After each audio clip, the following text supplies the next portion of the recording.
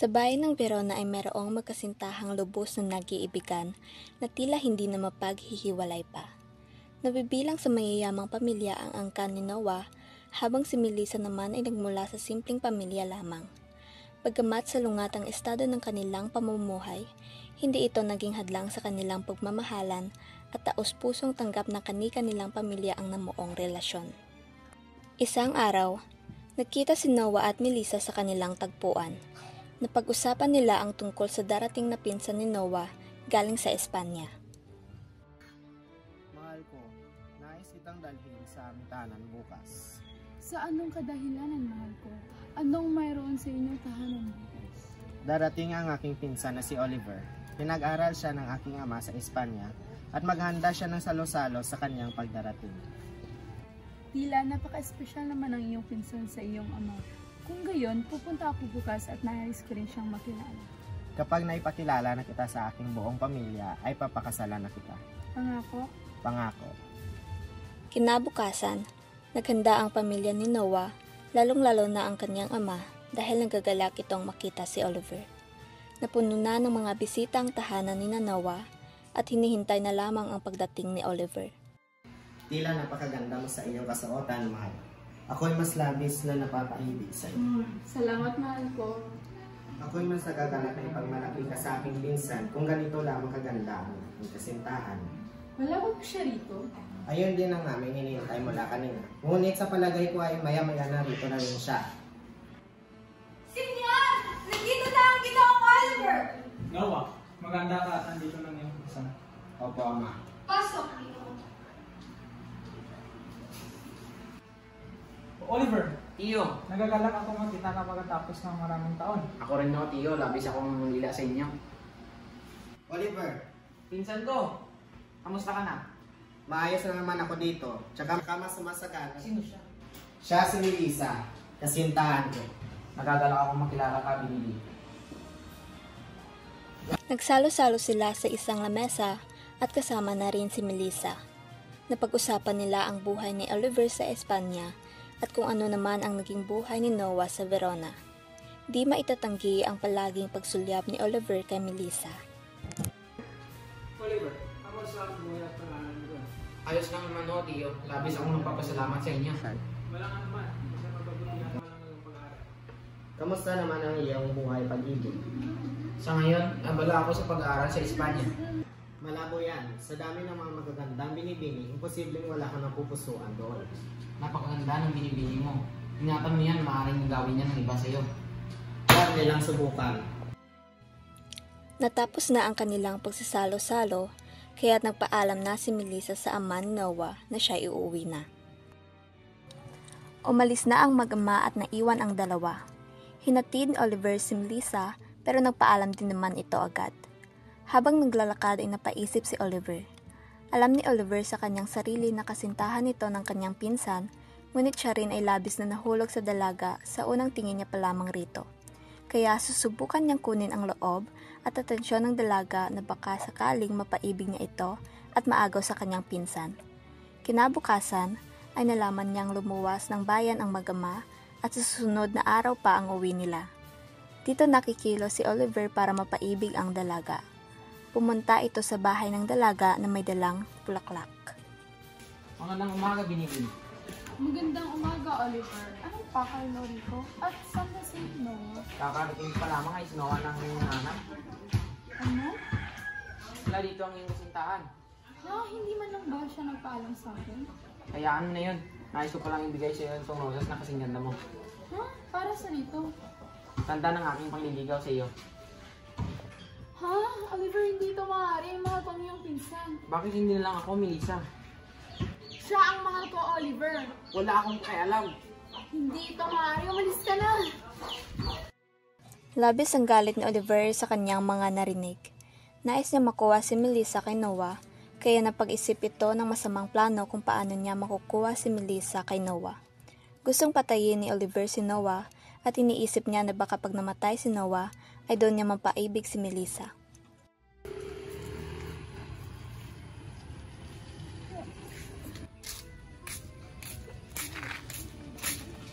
Nais mo ba ng trabaho? Opo, dahil na rin sa aming kahirapan sa buhay. Pwes, may papagawa ako sa'yo. O, ano ba yun? Madali lamang ito. May papatayin ka. O, hindi ko po kaya yan. Sa iba niyo na lang iutos. Pwes, sayang naman tong salaping mga ito. O, sino ba ang papatayin? Saka ko na lamang ito sasabihin sa'yo bukas. Sige po. Bukas ng umaga, sa tingin ko ay uuwi ang mag-ama mula sa bukid. Sige po, kaya po yan. Mabuti, kung gayon, magkita na lang tayo bukas ng umaga. Kinabukasan na isasagawa na nila ang kanilang plano at hinihintay na ang pagdaan ng mag-ama. Saan ba yung papatayin? Maya-maya, dadaan dito yung mag-ama. Uy, Andiyan na sila. Sino ba at kanyang ama? Oo, papatayin mo si Noah at huwag mo nga hayaang mabuhay pa ito. Hindi ko kaya yan. Eh, paano yung salapi? Pasensya na po talaga. Pwes, kung ayaw mo, edi ako papasilong sa kanila. Uy, sino ka? Isama mo sa akin yung kasama mo. Ba't ako sasama sa'yo? Sino ka? Di mo pwede kunin ang anak ko. Napakatigas ng ulo. Sasama ka sa akin nung papatayin kita sa harap ng ama mo. Hindi ako papayag. Itigil nyo! Pasensya na, pero kailangan ko itong gawin para sa aking kagustuhan. Noah! Hayop ka! Labis ang galit at paghihinagpis ang nararamdaman ng ama ni Noah sa nangyari. Nawala ang nag-iisa niyang anak at di na niya alam ang kanyang gagawin. Nawala ng buhay ang kaawa-awang Noah. Sinabi ito ng ama kay Oliver at wala itong kamalay-malay na ito pala ang pumaslang sa kanyang anak. Nagpakita naman ng peking emosyon si Oliver dahil sa wakas ay nagtagumpay siya. Si Oliver ang nagsabi kay Melissa na wala na ang kanyang minamahal at halos gumuho ang mundo ni Melissa sa nalaman at hindi niya ito matanggap. Walang araw na hindi umiiyak ang kawaawang Melissa dahil sa pagkawala ng kanyang minamahal na kasintahan. Nalaman ito ng ama ni Noah kung kaya napag-isipan niyang ipakasal si Oliver at Melissa. Naisip niya na baka pag nakatagpo ng bagong mamahalin si Melissa ay sumaya na siya ulit. Pumayag na lamang si Melissa dahil inisip niya na malapit naman ang loob nito sa ama ni Noah at alam niya ding iniibig siya ni Oliver. Matapos ang pag-uusap ay dumiretso ang ama kay Oliver at sinabi na pumayag na si Melissa. Ngunit kahit pumayag na si Melissa sa alok ng ama ng kanyang minamahal ay di niya pa rin mapigilan, mabahala at mapaisip tungkol sa pagkamatay ni Noah at kung sino ang lalaking pumaslang sa kanya. Di rin siya kumbinsado na tanging yun lamang ang kadahilanan ng pagkamatay ng kanyang minamahal.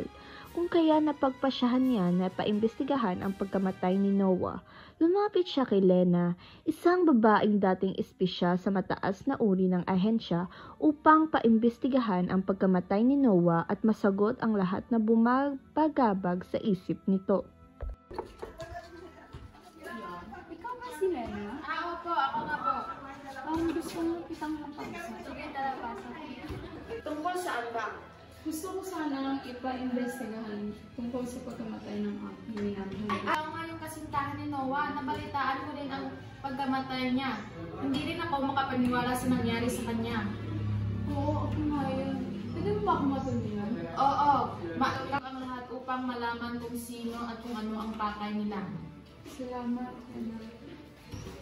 Lumipas ang 2 araw ng pag-iimbestiga ni Lena ay mayroon siyang natuklasan at hindi na niya nag-aksaya ng panahon sasabihin ito kay Melissa. Nakilala ni Lena si Victor na siyang pinag-utusan ni Oliver noon. Dahil sa konsensya ay nakiusap si Victor kay Lena na kung maaari niyang makausap si Melissa upang siya ang magsabi ng totoo. Doon na nalaman ang lahat ni Melissa tungkol sa pagkamatay ni Noah at kung sino ang pumatay dito. Melissa, nalaman ko na kung sino ang pumatay kay Noah. Sino, Lena? Sino? Siya na lang bahalang magkwento sa iyo. Si Victor at si Oliver po ang pumatay kay Noah. Ha? Hindi yun magagawa ni Oliver sa pinsan niya. Noong isang araw, inutusan ako ni Oliver na patayin si Noah. Ba't hindi mo ginawa? Dahil mabuti pong tao si Noah. Noong nalaman kong namatay si Noah, alam kong si Oliver ang pumatay sa kanya. Ano po dahil hindi ko agad nasabi sa'yo. Hayop na Oliver yan. Pagbabayad dito sa... Naghahalo ang sakit at galit na naramdaman ni Melissa sa nalaman niya. Gusto niyang maghiganti kay Oliver, kaya nag-isip din siya ng plano kung paano makapaghiganti at mabigyan ng hustisya ang minamahal niya. Isang araw na lamang bago ang kasal kaya, naisipan ni Melissa na sa araw na yon ay doon maghihiganti si Melissa at papatayin niya si Oliver sa harap ng maraming tao at sasabihin kung ano ang ginawa niya kay Noah.